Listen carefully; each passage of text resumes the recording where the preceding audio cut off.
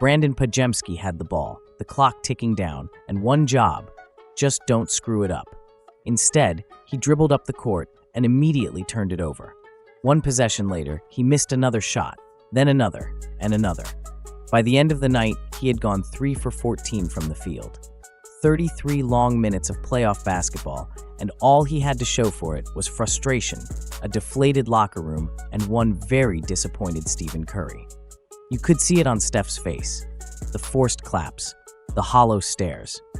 This wasn't just a bad game. It was the kind of performance that makes front offices start making trade calls. But how did Podziemski go from promising rookie to potential trade bait in a single postseason?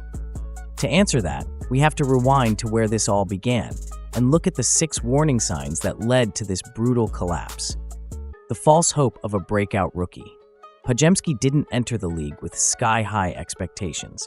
Coming out of Santa Clara, he was considered a high IQ player, but not necessarily someone who'd turn heads in his rookie season. But that's exactly what he did. In the regular season, Podziemski surprised everyone. He puts it in. Perfect. You see the spacing here. Get your spacing right. Well, this 5-man group's never played together. Podziemski with a 3. See how confident Warriors can go 2 for 1 quickly. Podziemski knows that. Flips it up and in. Okay. That rush screen. Credit Minnesota. Quality defense. Podziemski to beat the buzzer. Floated it up and in. He averaged double-digit points, played confident on-ball defense, and seemed to fit naturally alongside Steph and Draymond. Some even said he looked like the next big steal for Golden State, another hidden gem in a long line of developmental wins. The Warriors leaned into it, gave him real minutes, trusted him in the fourth quarters. And for a while, it looked like they might have found the perfect piece to bridge their aging core with the next generation.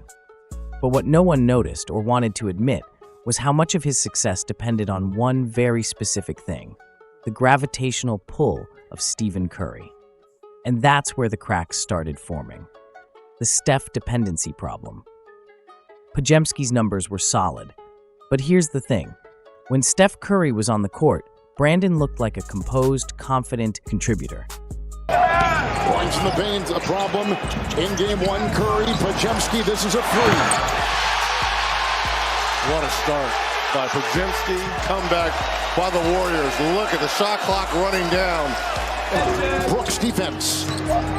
Payton quiet tonight. Podziemski open 3. Oh man, wow, has he got the stroke? Podziemski by Jalen Green, up and down, fouled as he fired. When Curry was off, Podziemski looked lost. He didn't create his own shots. He struggled to direct the offense, and his shooting percentages, they tanked. It became a pattern. When Steph got doubled or pulled defenders away, Brandin got clean looks and made smart passes. But if he was asked to be the primary playmaker, everything fell apart. This dependency didn't just hurt his efficiency, it hurt the team's flow, especially in games where Curry was gassed, in foul trouble, or off the floor. Still, the coaching staff kept believing, kept hoping that Podziemski would grow into a larger role. And then came the playoffs, where hope and pressure rarely mix well. Welcome to the playoffs: pressure, pain, and performance anxiety. Playoff basketball is a different beast.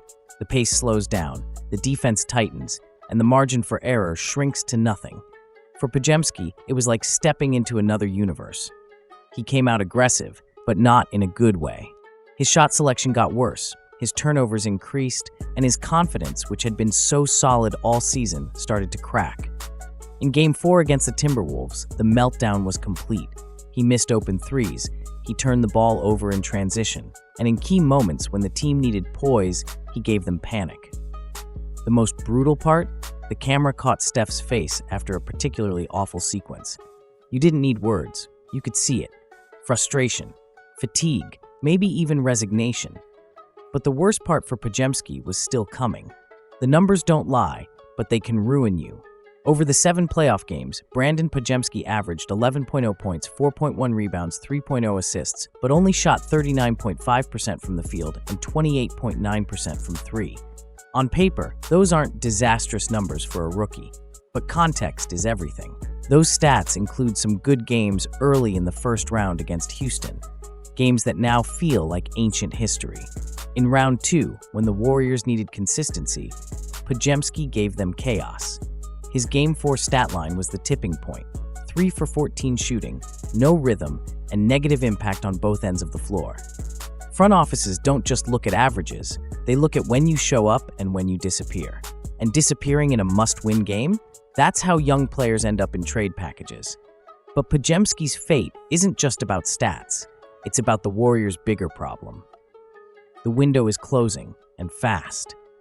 The Warriors aren't playing for development anymore. Steph Curry is 37, Draymond Green is 35. Golden State isn't trying to win in 3 years, they're trying to win right now.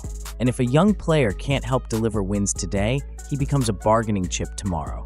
The whispers have already started. Around the league, GMs are watching. They see a skilled, high IQ guard on a rookie contract with upside. They also see a Warriors team that needs to make moves.